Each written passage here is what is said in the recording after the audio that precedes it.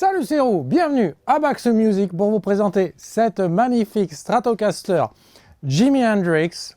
Est-ce la bonne guitare pour vous? Nous allons le voir. Quelles sont les spécifications de cet instrument?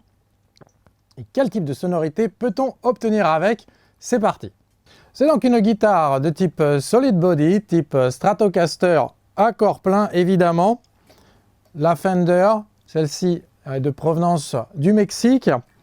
Nous avons donc cette finition blanc crème, le Olympic White, qui est vraiment magnifique. Il faudrait l'avoir entre les mains pour s'en rendre compte, je vous assure, très très belle.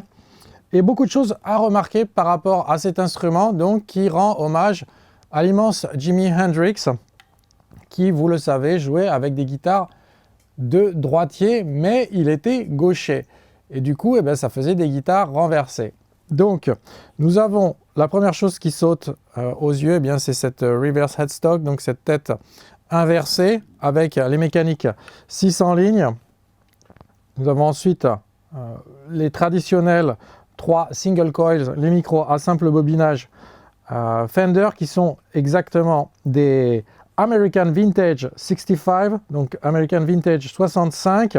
C'est des modèles un petit peu particuliers qui reprennent la hauteur de plot d'une guitare, là on va dire alors de gaucher, donc puisque celle-là étant droitier inversé. Je pense que vous avez compris ce que je voulais dire. Donc ça va faire ressortir un petit peu le timbre qu'obtenait Jimi Hendrix avec ses Stratocaster. À noter évidemment le micro chevalet qui est inversé. Vous vous souvenez, sur votre Strato normal, il est dans ce sens-là. Donc là, il est tiré un petit peu et ça va vous donner un petit peu plus encore de sonorité vers le treble, vers les aigus, avec un micro dans ce sens-là. Il y a un autre guitariste qui faisait ça, c'est Dick Dale. En fait, non, il ne le faisait pas, il le faisait malgré lui, puisque lui, il jouait avec des guitares de droitier, donc encore un gaucher. Et donc le modèle signature Dick Dale, il avait cette même spécificité avec ce micro chevalet inversé. Au niveau du volume, du tone control et du tone control, pas de changement. Donc là, ça sera la même chose. Nous avons donc un manche en érable avec un radius de 9,5. Le radius, c'est la courbure de la touche, donc il est légèrement arrondi. C'est absolument génial. Les sensations, c'est cette rondeur de manche, vraiment super pour les bends, super pour jouer des accords, particulièrement si vous aimez avoir le pouce au-dessus. Au niveau de la rondeur du manche, c'est un manche en C. Et la première chose qui m'a frappé en prenant cette guitare en main, parce qu'il y a 10 minutes, je ne la connaissais pas, je la connaissais qu'en photo, c'est ce vernis brillant. Et regardez comme il est magnifique. Regardez la plaque où est vissé le manche. Un petit close-up. Donc c'est pas un sticker, hein, c'est vraiment gravé. Jimi Hendrix. On pourrait peut-être enlever les petits stickers noirs après par contre. Et donc une plaque simple. Alors là c'est juste donc une plaque plastique super basique à l'arrière.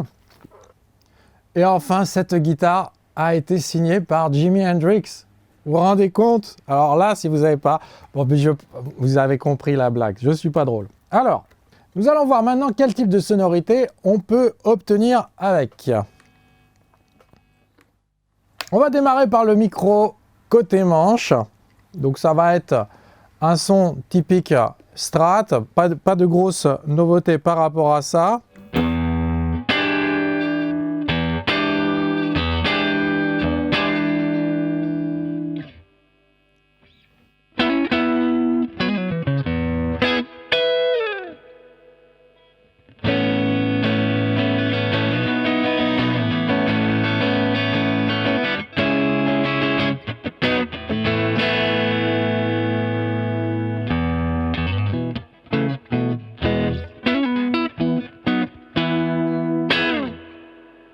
La même chose avec le micro du milieu.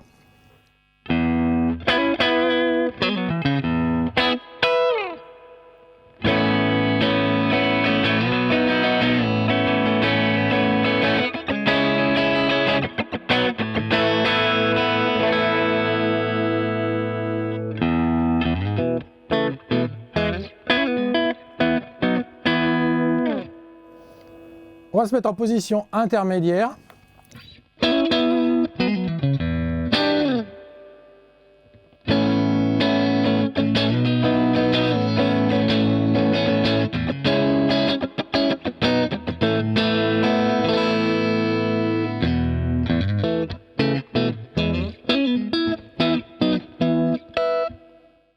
Ce micro chevalet donc va vous proposer un son un petit peu plus tranchant.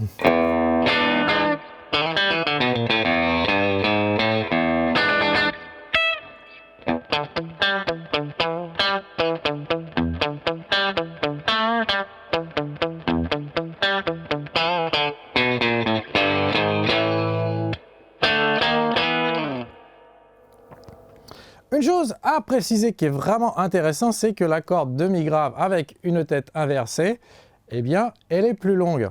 Une corde qui est un petit peu plus dure. Ce qui fait que quand vous faites ce genre de...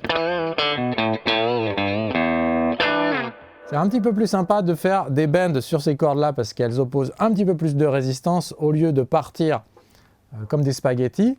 Et les petites cordes, eh bien, comme elles sont un petit peu plus courtes, elles sont un petit peu plus douces, un petit peu plus molles pour les bends.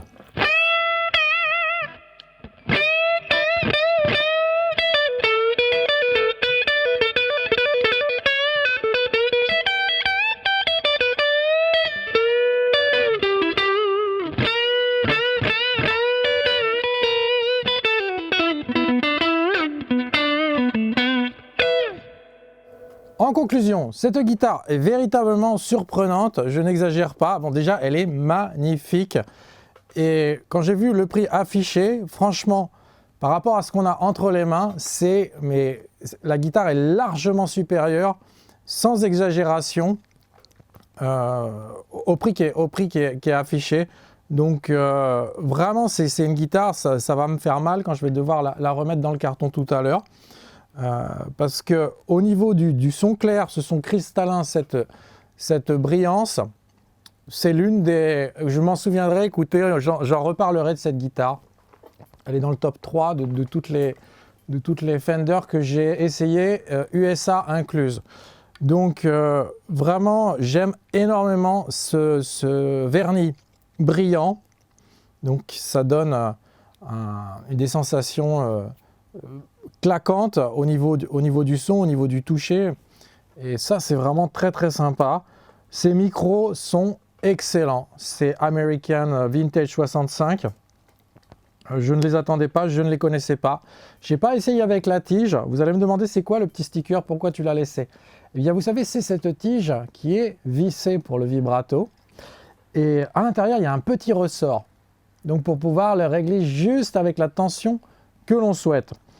Et c'est pour ça qu'il y a le petit sticker pour qu'il ne se barre pas et que vous ne le cherchiez pas après quand vous avez reçu la guitare. Ce que vous allez faire, j'espère, c'est vous la commander avant que je ne le fasse. En ouvrant la description de cette vidéo, vous avez un lien vers la boutique Bax Music. Merci de voter pour cette vidéo et de vous abonner à la chaîne Bax Music, en espérant que vous y trouviez l'ampli et la guitare de vos rêves. À très bientôt. Bye bye.